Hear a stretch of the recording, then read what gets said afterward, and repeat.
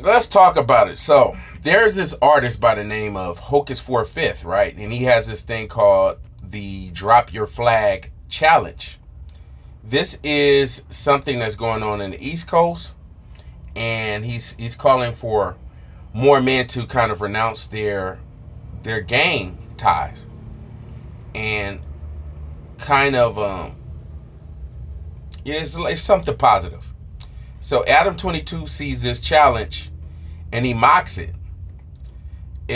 This kind of started a backlash because he was being real disrespectful with this little skit that he was doing, mocking it.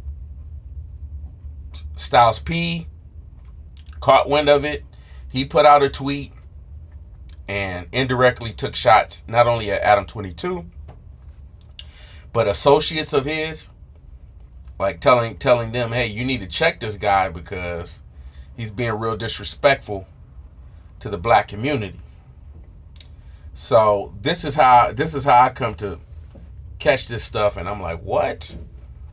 So Adam22, he is a person that thrives off of controversy, more so off of the black community's dysfunction, and that's what this video is about. It's not so much about Adam22. So if you're just like, oh man, I want to hear about Adam22 and all of this stuff, he's a culture vulture stuff, typical stuff that you're going to get when you click on videos like this, you might want to just keep scrolling along.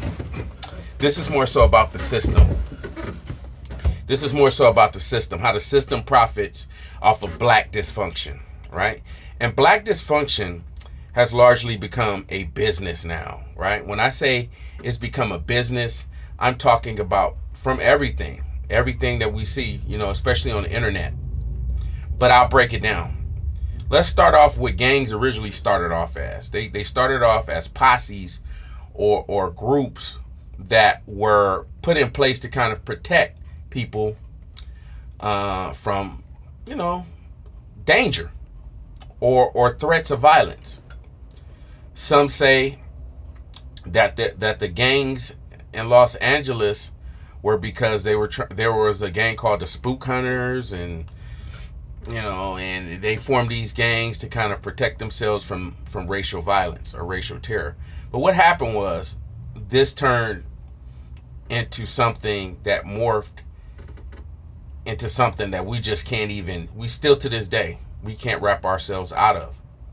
So LA, and specifically when the gangs, we aren't the creators of gangs. Los Angeles isn't the creator of gangs, but gang culture, meaning like Bloods and Crips, that's LA.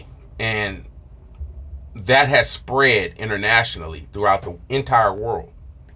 We see shows like Top Boy. We see shows with that promote and kind of highlight the toxic nature of gang violence throughout the entire world. So this Blood and Crip stuff has spread worldwide. So look, because of this, we have went about the way of manhood, like everything about the way that our concept of manhood in the black community is skewed, right? What are we taught growing up in a rough neighborhood? Like, you could never be soft. You got to prove your toughness. You got to go out there. Back in my day, it used to be like, hey, you would get beat up or something like that, and it was said that some of the parents would be like, hey, if you don't beat him up, I'm going to beat you up, right? Or something around that, right? This is what parents used to say, and this was kind of like a thing in the neighborhood. Like, you had to be tough in order to survive. And many of us, we came up and we grew up alongside the formation of hip hop, and hip hop highlighted a lot of what was happening in our neighborhoods, and we were taught that being tough was like a badge of honor. So if you was tough, you was a part of a street crew, or you was part of a gang, And the way that you earned your respect was by being tough, right? And then from there,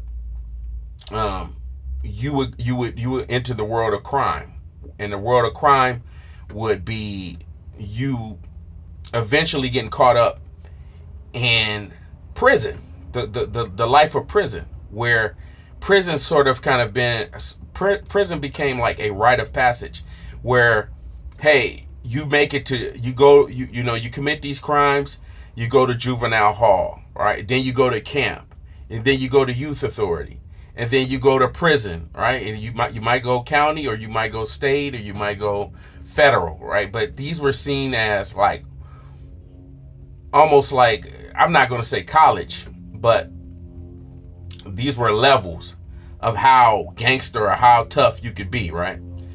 And prison is almost one of the worst places that you could be on planet Earth, because look who you're surrounded by. You're surrounded by the most violent, the most, you name it.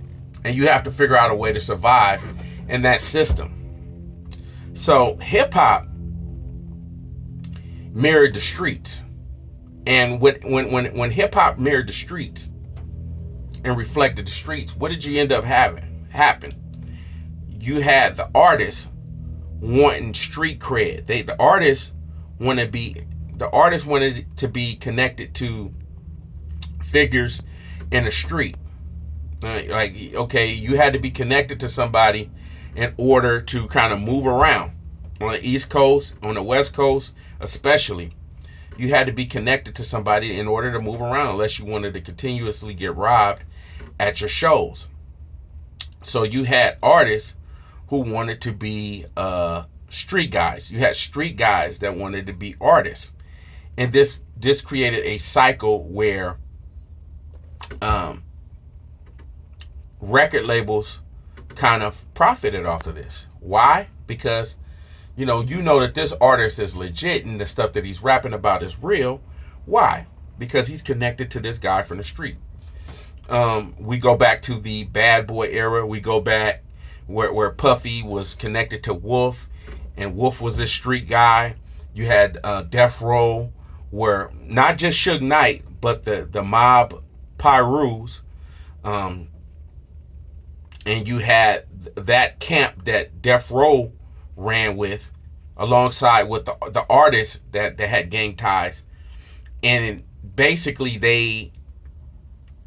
this was a thing where the fans wanted the music with the real street credibility, the artists needed the real street credibility, and record companies were profiting off of this dysfunction that was actually happening. This is how you had beef. And one of the major beefs that eventually led to death was the Biggie and Tupac. So magazines were pushing this around the time before their death. I remember being a young boy watching the East versus West on a magazine, and it was like really hyped up, where you had people going back and forth on music about New York, and you had people on the East Coast making songs about. So it was just a back and forth, and this stuff was being promoted, that the dysfunction of the black community. And in modern times, what we have is the internet. You had the DJ Academics era, where he was promoting Chirac, right? The war in Chirac, which was profiting off of the violence that the young Chicago kids were putting in their music, and kind of making a mockery or comedic satire about the thing, where he was trying to say that he was making memes out of it, where he was doing satire, but satire aside, real lives were affected by his videos. Hence the reason you had the artist Vic Mensa, who I guess still has made amends with academics since that spat that they had on camera. But a lot of people who were affected by that war in Chirac, they didn't take a liking to that. Then you had DJ Vlad. DJ Vlad with these incriminating interviews. I don't want to go into that. But Bankroll Fresh, the person who eliminated or terminated Bankroll Fresh, you do an interview with him. Several interviews where people have done, they've ended up in jail, or they either ended up in jail, or they ended up being unalived because of one of his interviews. And now we have Adam22. So he's put a highlight in the spotlight on people who brag about prison life, right? He had a personality on there that was bragging about knocking people out in prison and having this flawless record in prison of prison. The place that I told you is almost the worst place you could possibly be, and displaying the dysfunction that's within the black community, right? And I'm not saying that he hasn't brought gang interventionists on his platform, but I'm saying it's for damn sure not highlighted, right? It's not one of the main things that gets promoted on his channel. What gets promoted on his channel is beef, controversy, the spotlight of dysfunction that happens within our community. Gang wars, gang violence, inner gang beef, gang stuff, right? And this is what he thrives off of because he's making a profit off of it. It keeps him relevant. It keeps people talking about him. Even me making this video puts a spotlight on him. So this is how the business of dysfunction works. You know, it's not just a cultural thing, it's economic almost in every area. Look at law enforcement, right? Law enforcement sort of needs crimes to happen, right? That sounds crazy to say that law enforcement needs crime. They need crimes to happen in order for them to get budgets. Privatize prisons. We already spoke about this years ago with what was that documentary, the 13th Amendment, right, where it was talked about how private prisons profit. They need bodies inside these prison cells. So that's just another example of how businesses profit off of black dysfunction. Prosecutors, we see this with these RICOs that they're doing.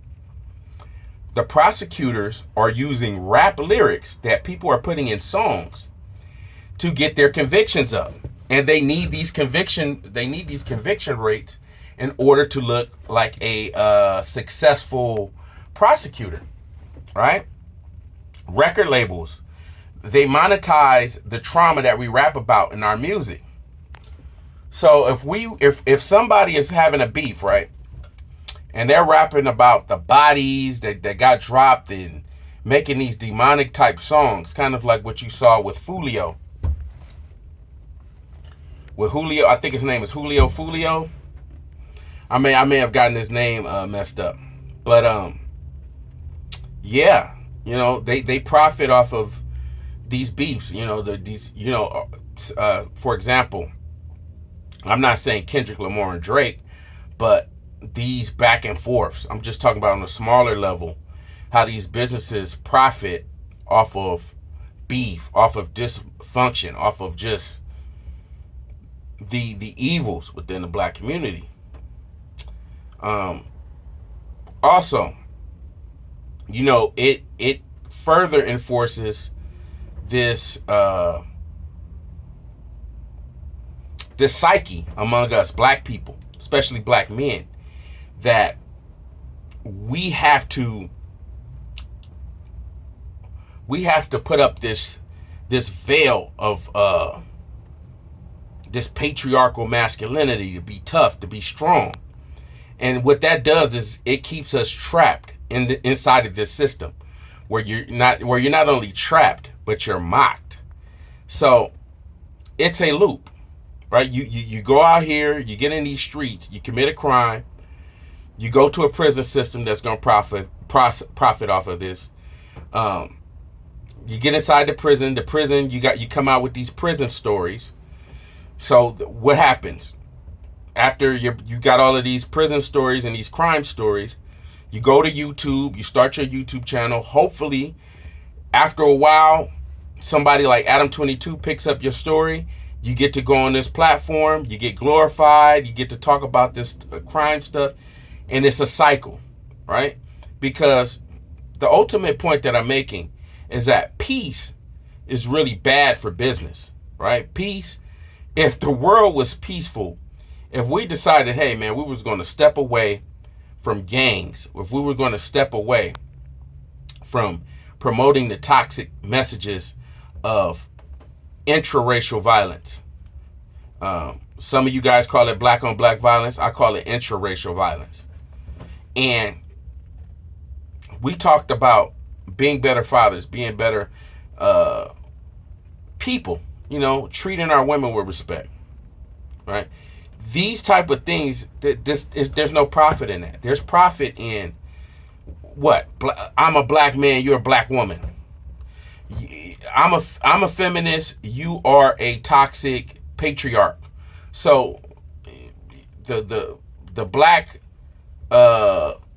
community is torn just off of dating.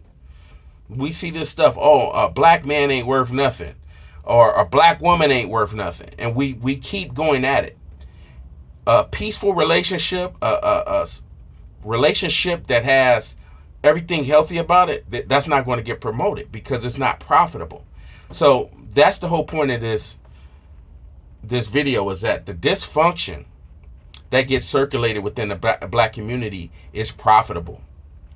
And just look around. You're probably going to go through 5 or 6 videos on your Instagram feed where you're going to see dysfunction being monetized, specifically black dysfunction. So, look, man, I just want you guys to realize that the dysfunction that we have in our community is being profited off of. The sooner you recognize that, the sooner you snap out of it and you realize, hey, look, we need to make changes. So that's the point of this video. And I'm out. Like, comment, subscribe.